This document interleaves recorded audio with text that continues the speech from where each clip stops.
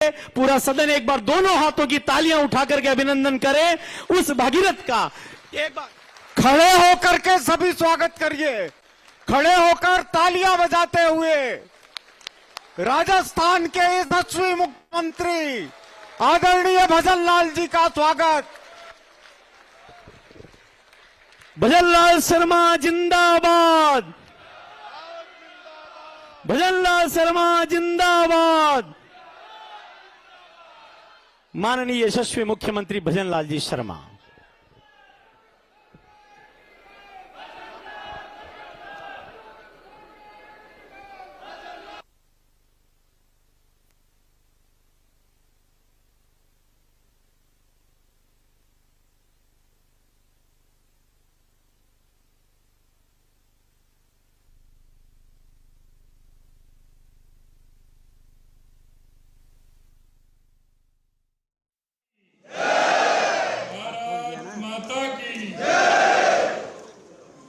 सालासर हनुमान जी की पूरे देश और दुनिया में है, इसलिए वही आवाज आनी चाहिए। बोलिए भारत माता की, भारत माता की, सालासर हनुमान जी की, सालासर हनुमान जी की, खाटू श्याम की, खाटू श्याम की, तीर माता की, तीर माता की, शाकंभरी माता की, शाकंभरी माता की, शेखावाटी की, शेखावाटी की, आप सभी की नियारी नियारी आज के हाँ दोनों लगा इस शेखावाटी फाउंडेशन के स्वागत कार्यक्रम में यार क्या नाम है मुझे ये लोग मंच पर विराजमान ये कि बोलो मत कैबिनेट में मेरे सम्मानीय राजेंद्र राठौड़ जी,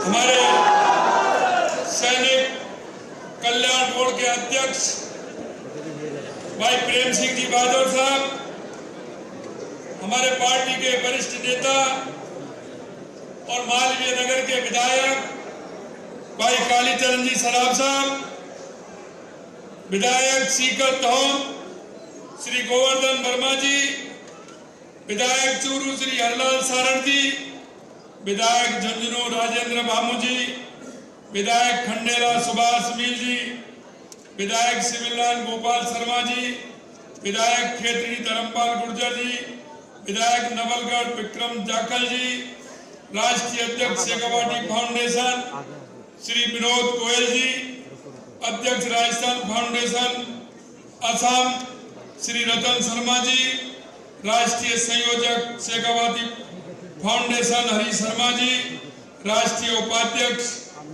शेखावाटी फाउंडेशन पराक्रमण जी, राष्ट्रीय महासचिव शेखावाटी फाउंडेशन श्री गजानन शर्मा जी, कोषाध्यक्ष श्री प्रकाश अग्रवाल जी, हमारी पार्टी के प्रदेश के उपाध्यक्ष भाई मुकेश दादी जी, मेरे सामने बैठे मेरे पूज्य बुजुर्गों, नौजवान दोस्तों और मेरी माता बहनों, सबसे पहले तो मैं आप सभी को वंदन करता हूं, अभिनंदन करता हूं, आप सभी का मैं प्रणाम करता हूं।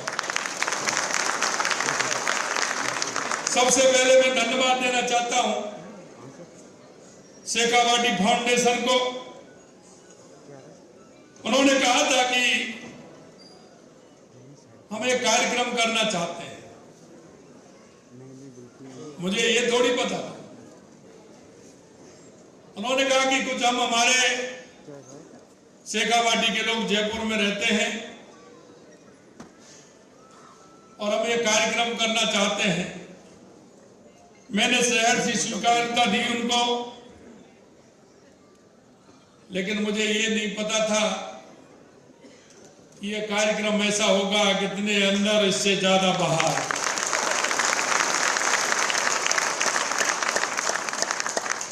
मित्रों, मैं जब भी जाता हूं देश और दुनिया के किसी भी कोने में जाता हूं, मेरा मन प्रसन्न हो जाता है, क्योंकि जहां भी जाता हूं मेरा शेखावाटी शेखावाटी का कोई ना कोई भाई आवश्यक रूप से मुझे मिलता है। जब वो मिलता है तो मुझे याद आता है उस शेखावाटी की वीर गाथा का, कि जो हमेशा से प्रथम विश्व युद्ध से लेकर कारगिल तक अपने प्राणों का बलिदान देकर शेखावाटी के शहीद उन सपूतों ने स्वर्ण अक्षरों में अपना नाम अंकित किया है। मैं ऐसे उन सभी वीरों को नमन करता हूं, उनको मैं प्रणाम करता हूं। मित्रों, शेखावाटी का क्षेत्र हमेशा से अभावग्रस्त रहा, क्योंकि सबसे ज्यादा अगर गर्मी पड़ती है तो वो शेखावाटी में पड़ती है, सबसे ज्यादा अगर सर्दी पड़ती है तो शेखावाटी में पड़ती है, धूल की आंधियां अगर सबसे ज्यादा चलती है तो शेखावाटी के अंदर चलती है। इन सब परिस्थितियों के बावजूद यहाँ के निवासी मेहनत करने में किसी से पीछे नहीं है। मित्रों, मेरे मन में कभी कभी ये बात आती थी, जब मैं उन उद्योगपतियों के बीच में जाता था, शेखावाटी के लोगों के बीच में जाता था, मुझे पता है, मैं जानता हूं, कुछ लोग तो व्यापार की दृष्टि से गए थे, लेकिन कुछ अभावों में भी गए थे, क्योंकि जिस तरह की पूर्व की स्थिति थी, अकाल पड़ना, पानी का नहीं होना, जमीन में पैदावार नहीं होना, यह बहुत बड़ी बात थी। लेकिन मित्रों, मैं धन्यवाद देना चाहता हूं शेखावाटी के उन उद्योगपतियों को भी, और जो अभाव में गए उन मेरे भाई बहनों को भी, कि उन्होंने अपनी मेहनत से, अपने जज्बे से, अपनी ईमानदारी से देश के अंदर नहीं, दुनिया के अंदर शेखावाटी की पहचान बना रखी। इसके साथ साथ मैं जाता हूं, उनको इस बात के लिए भी धन्यवाद देता हूं कि उन्होंने अपनी संस्कृति, राजस्थान की मिट्टी की खुशबू, शेखावाटी की मिट्टी की खुशबू दुनिया में महका रखी है। इससे और दिल खुश हो जाता है जब मैं ऐसे लोगों से मिलता हूं। मेरे मित्रों, ये धार्मिक भूमि है, यह संदेश देने वाली धरती है। शेखावाटी में धार्मिक, आध्यात्मिक गुरु, साधु, संत, महंत आध्यात्मिक जगत की प्रेरणा लेते हैं। यह नाथ संप्रदाय के अमृतनाथ जी हो, श्री श्रद्धानाथ जी महाराज हो, श्री रतिनाथ जी जैसे संतों का इस धरती पर जन्म हुआ है। मैं ऐसे संतों को भी प्रणाम करता हूं। आपने देखा है शेखावाटी के लोगों ने देश दुनिया में कैसे नाम किया है। गीता प्रेस गोरखपुर के संस्थापक, चूरू के जय दयाल जी गोयनका जी, रतनगढ़ के हनुमान प्रसाद जी पोद्दार जैसे विद्वान की जन्मस्थली है। शिक्षा के क्षेत्र में यहाँ के भामाशाहों का योगदान उल्लेखनीय है। राजस्थान का ऐतिहासिक चुनौतियों से संघर्ष कर विकास का नया अध्याय लिखने का इतिहास भी है। शेखावाटी इसका सबसे बड़ा उदाहरण है।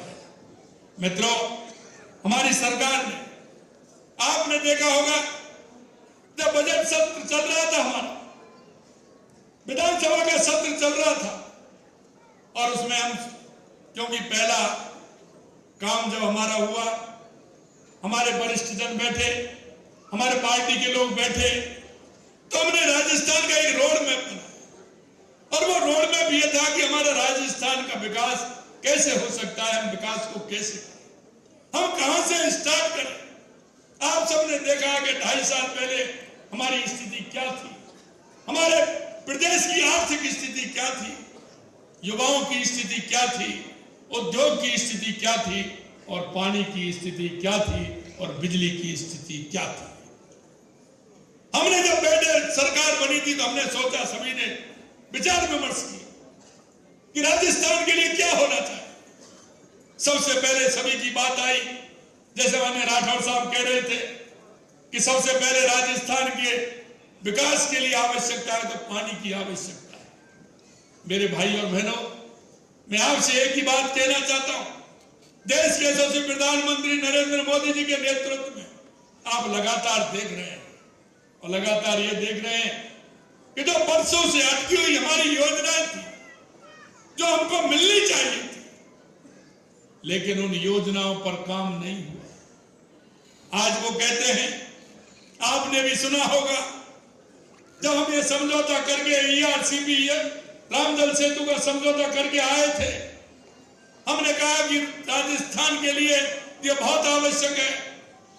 मित्रों, वो भी योजना ऐसी थी हमारी कि हमारे पूर्वी राजस्थान के अधिकतर 17-18 जिलों की योजना, काफी समय से वो योजना अटकी थी, लेकिन 15 दिसंबर को सरकार बनी और 17 जनवरी को ERCP का समझौता हुआ। और आपने देखा 1 महीने बाद तुरंत यमुना का समझौता हुआ फरवरी के अंदर। मित्रों, मैं कह सकता हूं कि देश के यशस्वी प्रधानमंत्री जी के नेतृत्व में जिस तरह से ERCP रामजल सेतु का हमारा 17 दिसंबर को ही 2024 को उसका शिलान्यास हुआ, 2024 को उसका शिलान्यास हुआ और आज हम कह सकते हैं कि 24,000 करोड़ के काम हमारे राम जल सेतु योजना में चल रहे हैं। और आपने ये भी देखा कि जब हमने ये योजना बनाई थी पानी की, तो उसमें हमारा यमुना समझौता भी था। जब हमने ERCP का किया तो लोगों ने कहा, कांग्रेस के लोगों ने कहा कि हमारा यमुना का समझौता करें जब माने। मेरे विधानसभा में भी कहा कि चिंता मत करिए, शेखावाटी में यमुना का पानी आएगा आएगा आएगा, क्योंकि हमारे नेतृत्व पर हमें भरोसा, हमारे नेतृत्व पर हमें भरोसा है। और जब मैंने यमुना के पानी की बात कही, लगातार अभी आप देख रहे हैं MOU होने के बाद हमारी DPR बनी, पानी कैसे आएगा। अगर पानी नहर से आएगा तो हमेशा दिक्कत रहेगी, क्योंकि एक हम झेल रहे हैं, आप सभी को पता है। लेकिन हमने कहा अगर ये पानी हमारा पाइपलाइन से आएगा तो जितना पानी वहां से आएगा वो पूरे का पूरा हमें मिलेगा। और आप देख सकते हैं कि हमने उसके लिए काम किया। अभी महाराजा गंगा सिंह जी का नाम ले रहे थे, माननीय राठौर साहब। मित्रों, आप देखोगे कि 1925 में महाराजा गंगा सिंह जी ने उद्घाटन किया था गंगा नहर। हमने उसी 2025 में उन नहरों को 5,500 करोड़ रुपए देकर के उसी तारीख को हमने भी शिलान्यास किया और पहली बार उनका सुधारने का काम हो रहा है। 5,500 करोड़ रुपए उसके लिए दिए, जैसे हनुमानगढ़, गंगानगर, बीकानेर, फलौदी, जैसलमेर, बाड़मेर, जोधपुर और नागौर के लिए उसको पानी जाएगा, उसमें भी काम किया। हमारा नर्मदा का पानी है, इसके लिए भी हमने 2,500 करोड़ रुपए दिया है कि हमारे रिजर्वायर बना करके हमारे बाड़मेर और जालौर में उसका पानी दें। 4,500 करोड़ रुपए की माई की इस डैम की स्कीम हमने बनाई। 10,000 करोड़ रुपए की हमारी जो स्कीम है देवास स्कीम, उसमें हमने 10,000 करोड़ रुपए का काम कर रहे हैं। 3.5 किलोमीटर की टनल हमारी बन गई है, जो पानी हमारा अरब सागर की तरफ जाता था वो इधर आएगा, उसके लिए हम काम कर रहे हैं। और ब्राह्मणी नदी की हमारी 2,500 करोड़ रुपए की योजना हमने बनाई, जो वहां से सीधा पानी चित्तौड़ से होकर के भीलवाड़ा और बीसलपुर में आए और हमारे पूरे राजस्थान को पानी मिले। हमने संपूर्ण राजस्थान के अंदर हर जिले के अंदर पानी का काम किया है, ये भी मैं आपको बता रहा हूं। आज आप देख रहे हैं बिजली के लिए जैसे हमने काम किया है, बिजली के लिए हमने जिस तरह से काम किया है, आज आप देख रहे हो कई भाई आप गांव से आ रहे हो, शेखावाटी से आ रहे हो, अरे बिजली की कई परेशानी है क्या? अरे बिजली पूरी मिल रही है, नहीं मिल रही है? मैं यही कहना चाहता हूं, हमने कहा कि बिजली में हम 2027 में आत्मनिर्भर बनेंगे, किसान को दिन में बिजली देंगे, लेकिन 26 जिलों में बिजली देने का काम 26 जिलों में दिन में हमने काम प्रारंभ कर दिया है। यह भारतीय जनता पार्टी की सरकार है। आप अगर देखेंगे राज्य के राजस्थान में 35 लाख करोड़ के हुए, 9 लाख करोड़ के जमीन पर उतर गए। ये आप सभी जानते हैं, मेरे सामने उद्योगपति बैठे। यही नहीं मेरे मित्रों, युवा जो खून के आंसू रोते थे, उन युवाओं के साथ क्या हुआ? और आप देख रहे हैं 1,78,000 युवाओं को नियुक्ति पत्र देने का काम भी हमारी सरकार ने किया। मित्रों, ये बात मैं आपको इसलिए बताना चाहता हूं कि लगातार हमारी सरकार काम कर रही है, लेकिन शेखावाटी के अंदर, क्योंकि जब मैं शेखावाटी को देखता हूं तो मेरे मन में कई तरह के विचार आते हैं। जब मैं शेखावाटी तीनों जिलों के दौरे पर गया था और जब मैंने वहां देखा कि कितनी सुंदर हवेलियां हमारी हैं, एक हवेली को किसी ने तोड़ करके वहां कुछ बिल्डिंग बना रखी थी। मैंने उसी दिन कहा कलेक्टरों से कि आज के बाद शेखावाटी की कोई भी हवेली टूटनी नहीं चाहिए, क्योंकि हमारे प्रधानमंत्री जी कहते हैं कि विकास और विरासत दोनों साथ साथ चलने चाहिए। मित्रों, आप कोई भी बिल्डिंग बना सकते हो, अपार्टमेंट बड़ा बना सकते हो, होटल बना सकते हो, लेकिन हवेली नहीं बना सकते, हवेली नहीं बना सकते। इसलिए उन हवेलियों का संरक्षण करना भी हमारा काम है। आज हमें देखना है कि हमारा शेखावाटी आधुनिक सड़क नेटवर्क, ऊर्जा, शिक्षा, स्वास्थ्य, कृषि, पर्यटन, सांस्कृतिक विरासत के संरक्षण के लिए योजनाबद्ध तरीके से हम काम कर रहे हैं। आपने देखा किस तरह से हमने शेखावाटी की 662 हवेलियां हमारे चिन्हित हो गई हैं, जिनको बनाने वाले, जिनको सुधारने वाले जो वहां के लोग हैं या ओनर हैं, वो लगातार उस पर काम कर रहे हैं, हमारी सरकार के संपर्क में। मित्रों, यही नहीं, आप शेखावाटी हमारा धार्मिक आस्था का केंद्र है। लगातार आप देख रहे तो खाटू श्याम जी के लिए भी हमने, सरकार ने कहा है कि वहां उनको भी अच्छी सुविधा करेंगे, उसका विकास करेंगे।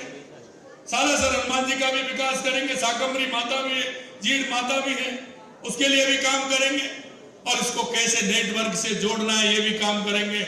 आपने देखा है कोटपुतली से नीम का थाना होकर के सीधा बीकानेर को ग्रीनफील्ड हाईवे,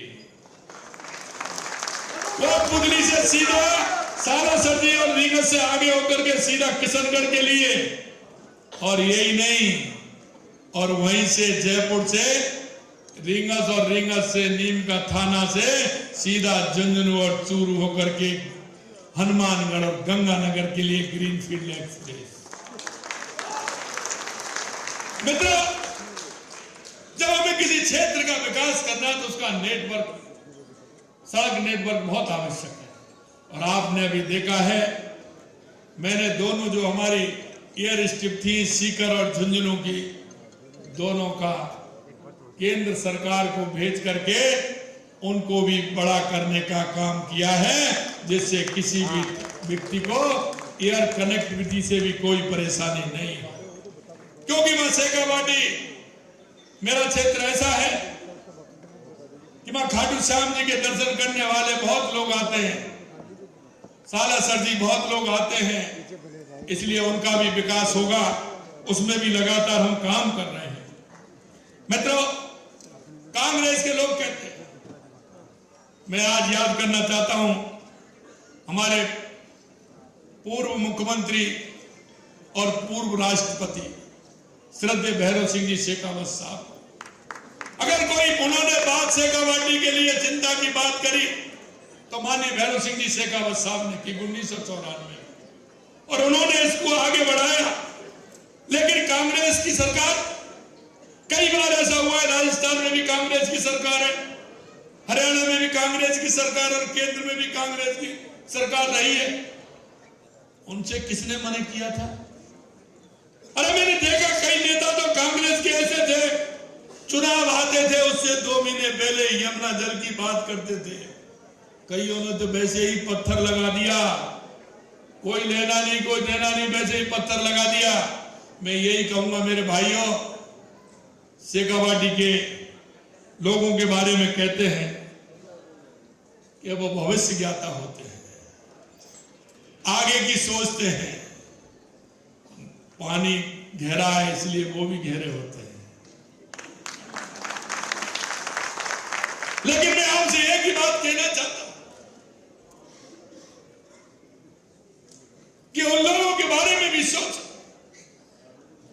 जिन्होंने शेखावाटी क्षेत्र को इतने दिनों तक सिर्फ वायदे किए, काम कोई नहीं किया।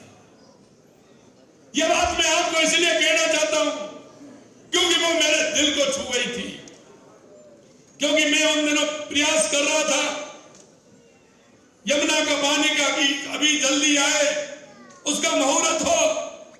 लेकिन इतने में हरियाणा के चुनाव आ गए। उनको पता था कि हम समझौता कर रहे हैं, उन्होंने हरियाणा में माहौल बिगाड़ने का काम किया। और यही नहीं, जब हमारा एमओयू हो गया तो जब भी चुनाव आए और चुनावों में उन्होंने कहा कि अगर हरियाणा में कांग्रेस की सरकार आएगी तो राजस्थान के समझौते को रद्द करेंगे। और सबसे बड़ी बात जब ये होती है तो यहाँ के 2-3 नेता उस समय वहां विराजमान थे और वो उस घोषणा पत्र को, कांग्रेस के घोषणा पत्र को हरियाणा में लागू करवा रहे थे कि राजस्थान के समझौते को हम रद्द करेंगे। मित्रों, क्योंकि जब मन से काम होता है तो बंसी वाला भी साथ देता है।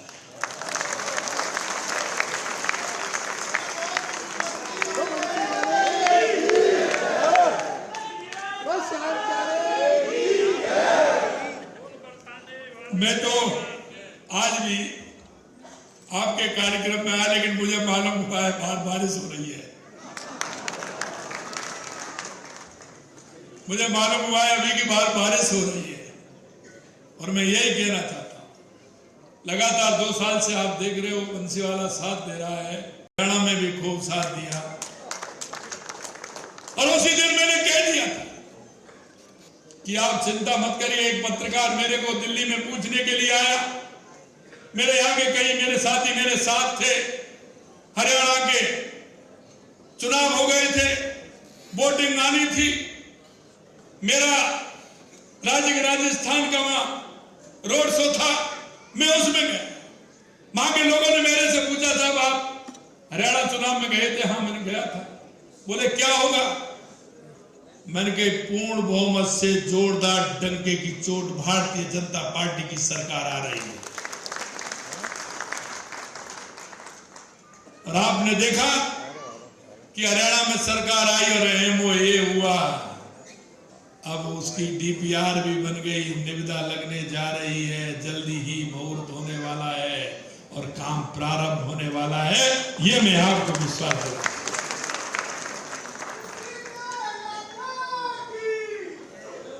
क्योंकि आपने एक बात सुनी, मोदी जी जिस काम का शिलान्यास करते हैं उद्घाटन भी वही करते हैं। मोदी है तो और इसलिए यही कारण के 3 दशकों तक लंबित रहा, 2.5 वर्षों में समाधान हुआ है।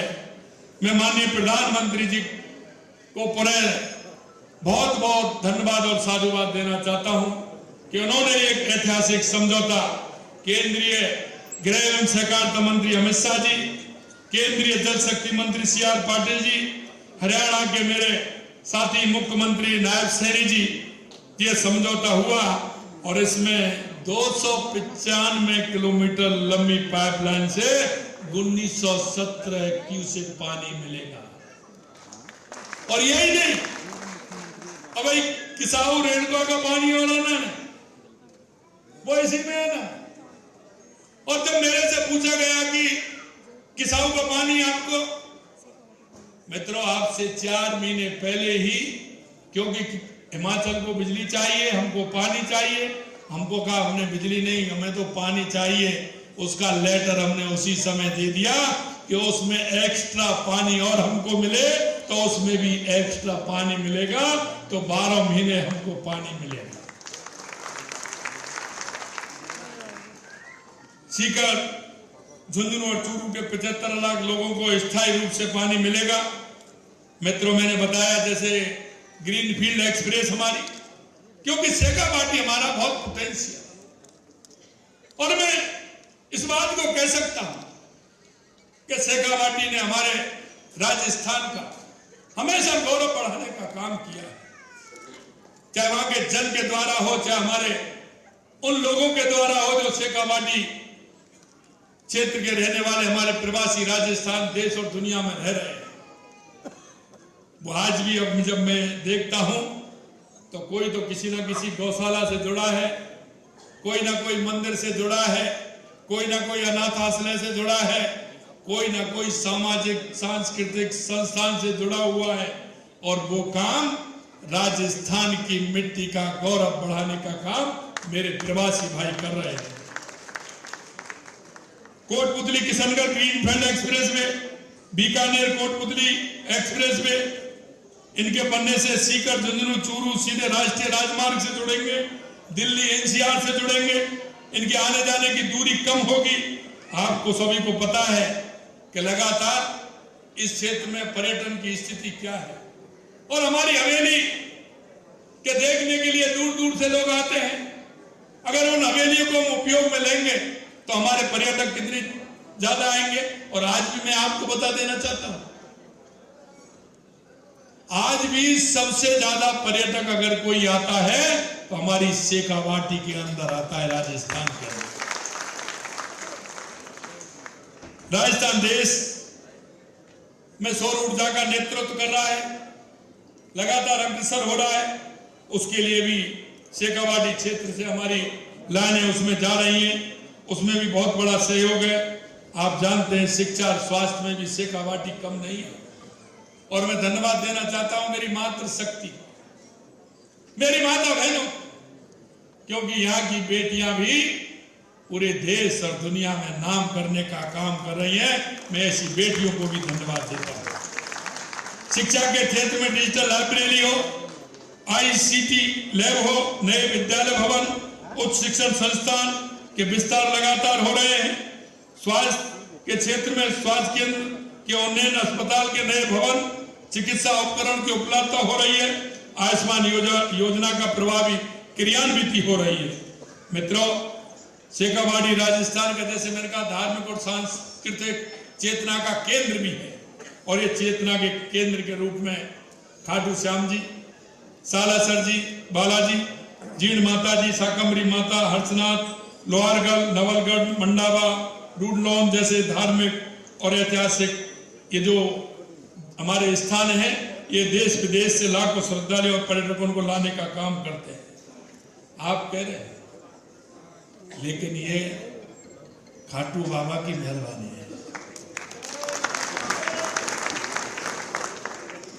क्योंकि भगवान कृष्ण ने कहा था, जब इनको वरदान दिया था कि कलयुग का सबसे बड़े आप देवता होंगे, कलयुग के सबसे बड़े, पूरी तरह से आप कलयुग में जनता का उद्धार करेंगे, और वही भगवान कृष्ण और वही खाटू श्याम जी हैं। मां यमुना भगवान कृष्ण के पास आ रही है, और ये मैं इसलिए कहना चाहता हूं, जब भगवान कृष्ण का जन्म हुआ था, गोकुल से वसुदेव जी जब लेकर के आ रहे थे, तो मां यमुना भगवान के चरण स्पर्श करना चाहती, तो वसुदेव भगवान उसको लेकर के जब जाने लगे तो वो परेशान हो रहे थे, और जब वो परेशान हो रहे थे और भगवान कृष्ण एक बालक के रूप में ऊपर उस टोकरी में बैठे थे, उन्होंने कहा कि वसुदेव जी परेशान हो रहे हैं, तो उन्होंने अपना पैर निकाला और यमुना मां ने उस पैर को छुआ और भगवान कृष्ण को, वसुदेव जी को रास्ता दिखाने का काम किया। मित्रों, यह बड़ी बात नहीं है कहता हूं कि जो होना होता है वो होकर रहता है, और ये वही हो रहा है कि मां यमुना खाटू श्याम जी तक पधार रही है। ये हमारा बहुत बड़ा सौभाग्य है, शेखावाटी का बहुत बड़ा सौभाग्य। एक बात जरूर मैं आपसे कहना चाहता हूं कि हमारे इस क्षेत्र को आगे बढ़ाने के लिए हम सभी की आवश्यकता है। हम सभी को इस क्षेत्र को कैसे आगे बढ़ाना है, इसमें अपना सहयोग देना है। मैं शेखावाटी फाउंडेशन से भी कहना चाहता हूं कि आपके भी कई मित्र होंगे और हमारे उद्योगपति कई बैठे हैं। मैं कह रहा था अभी, मेरे को लग रहा है पूरा जयपुर ही शेखावाटी बैठा है। ये पूरा कालीचरण जी से लेकर के, अरुण जी से लेकर के उधर सीताराम जी लगातार बैठे हैं। ये पूरा शेखावाटी। लेकिन मैं आपसे इतना कहना चाहता हूं कि हमें हमारा समर्पण के साथ इस क्षेत्र को हमें कैसे आगे बढ़ाना, हमारी हवेलियों को भी बचाना है, विश्व प्रसिद्ध भित्ति चित्रों और अद्भुत स्थापित कला को भी हमें जिंदा रखना है। अगर हम इसको ठीक प्रकार से रखेंगे तो ये जो हमारी पहचान है, ये देश दुनिया में जाने वाली है। और आने वाले समय में आप देखोगे कि राजस्थान हमारा ऐसा क्षेत्र है, ऐसा प्रदेश है कि दूसरा कोई प्रदेश नहीं मिलेगा। मैं जब दूसरे प्रदेशों में जाता हूं या किसी दूसरे देश में जाता हूं तो मैं यही कहता हूं कि कहीं जाओगे तो एक स्थान को देखने के लिए जाओगे, और राजस्थान आओगे तो एक टिकट में 5-5 फिल्म देख करके जाओगे। क्योंकि यहां की भौगोलिक परिस्थिति जिस तरह से है, आप देख रहे हैं कि राजस्थान का जैसा डेजर्ट कहीं मिलेगा क्या? कई मेरे भाई दुबई गए होंगे, लेकिन मेरे जैसलमेर भी चले जाना खुड़ी में, उससे अच्छा नहीं मिलेगा। अरे झील देखने कहीं और जाते हैं, मेरे उदयपुर में चले जाओ, आबूराज में चले जाओ, राजसमंद में चले जाओ, बांसवाड़ा में चले जाओ, डूंगरपुर में चले जाओ, उससे बड़ी झीलें हैं क्या कहीं? आपको अभ्यारण्य देखने हैं तो रणथंभौर जाइए, सरिस्का जाइए, रामगढ़ बिजदारी जाइए, लेपड़ पर आपको देखना है तो झालाना जाइए, नारगढ़ भी मिल जाएंगे। अगर आपको बर्ड सेंचुरी देखनी है तो भरतपुर जाइए, ताल छापड़ जाइए, इससे बढ़िया मिलेगा कहीं? बड़े बड़े किले, बड़ी बड़ी महल राजस्थान में मिलेंगे, हवेली आपको राजस्थान में मिलेंगी। और धार्मिक स्थल की अगर मैं बात करूं तो हर 15 किलोमीटर पर आपको कोई ना कोई बड़ा स्थान मिलेगा। खाटू श्याम जी मिलेंगे, सालासर जी मिलेंगे, जीड़ माता मिलेंगे, शाकंभरी माता, करणी माता, तनौट माता, रामदेवरा, आते चले जाइए। फिर स्टार्ट हुई है मेहंदीपुर बालाजी, गिरिराज जी, गणेश जी, पुष्कर जी, आगे जाओगे 4 बजा जी, श्रीनाथ जी, द्वारकाधीश जी, सामरिया सेठ जी, त्रिपुरा सुंदरी माता। लगातार अगर आप देखेंगे तो ये धार्मिक टूरिस्ट भी हमारे यहाँ सबसे ज्यादा है। और जो भी लोग आते हैं निश्चित रूप से वो इसको देखते हैं। एक दिन के लिए आएगा, वापस टिकट कराएगा कि नहीं अभी तो मैं देख ही नहीं पाया, बहुत सारी चीज देखी। और एक दिन अगर आपके शेखावाटी में घुस गया तो 3 दिन पहले निकलने वाला नहीं है कोई भी पर्यटक। हमें कैसे 3-4 दिन शेखावाटी में रोकना है, ये सारी व्यवस्था हमें करनी है। हम चाहते हैं कि हमारा वो शेखावाटी का क्षेत्र, मैं उन भाइयों के लिए भी कहता हूं और मैंने उनसे वादा भी किया है जब मैं जाता हूं, क्योंकि उनके बड़े बड़े उद्योग हैं देश और दुनिया में। मैंने उनसे कहा है अगर आपने 2 उद्योग 3 उद्योग बाहर लगा रखे हैं तो एक अपनी मातृभूमि में भी लगाइए, जन्मभूमि में लगाइए, शेखावाटी आइए। और उन्होंने भी मेरे से वादा किया।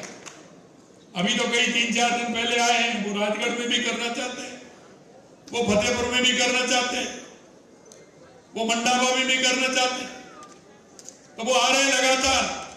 आपसे भी मेरा अनुरोध है कि उनको चिट्ठी पत्री लिखिए, बुलाइए, उनका स्वागत कीजिए, सम्मान कीजिए। बहुत सारे ऐसे लोग हैं जो आना चाहते हैं। शेखावाटी की हवेली संरक्षण विधेयक के माध्यम से यह सुनिश्चित किया है कि हवेलियां मूल स्वरूप में किसी प्रकार किसी छेड़छाड़ नहीं हो। यदि नेतृत्व दूरदर्शी हो, निर्णय लेने का साहस हो और जनहित सर्वोपरि हो, तो कोई भी काम ऐसा नहीं है जो नहीं हो। मित्रों, आपने कहा था कि कैसे काम होता है। अरे भाई, काम छोटा बड़ा नहीं होता है। व्यक्ति की लगन छोटी और बड़ी होती है कि काम करना है या नहीं करना है। दृढ़ इच्छा शक्ति होगी तो काम पूरी तरह से होगा। ये भी हम कहेंगे आपसे। आज शेखावाटी क्षेत्र उपेक्षा की राजनीति से आगे बढ़कर विकास, विरासत, विश्वास के ऐसे मॉडल के रूप में उभर रहा है जो प्रदेश के लिए प्रेरणा दे रहा है। हमारा संकल्प है कि विकास की ये यात्रा निरंतर आगे बढ़े। शेखावाटी केवल राजस्थानी नहीं बल्कि पूरे देश के सबसे समृद्ध, आधुनिक और सांस्कृतिक रूप से सशक्त क्षेत्रों में अपनी विशिष्ट पहचान रखे। यही नए राजस्थान और नए शेखावाटी की पहचान होगी। मेरे भाई और बहनों, मैं अंत में आपको इतना विश्वास दिलाना चाहता हूं कि आपका समर्पण और आपका काम निश्चित रूप से शेखावाटी को ऊंचाइयों पर पहुंचाएगा। आपसे इतना ही कहूंगा कि जब भी कोई मिलने वाला हो, बाहर से टेलीफोन आए, तो आप अपने शेखावाटी के बारे में चर्चा उनसे जरूर करें। अगर आप चर्चा करेंगे तो निश्चित रूप से ऐसे लोग शेखावाटी के अंदर आएंगे और हमारे शेखावाटी का विकास होगा। यही मैं कहूंगा आपसे कि जो सरकार ने संकल्प लिया है और शेखावाटी को संकल्प दिया है कि यमुना का पानी भी आएगा, वहां का एयरपोर्ट भी बनेंगे, वहां के रोड भी बनेंगे, वहां शिक्षा और चिकित्सा की भी व्यवस्था होगी और वहां एक ऐसा मॉडल होगा शेखावाटी का कि जो लोग देखेंगे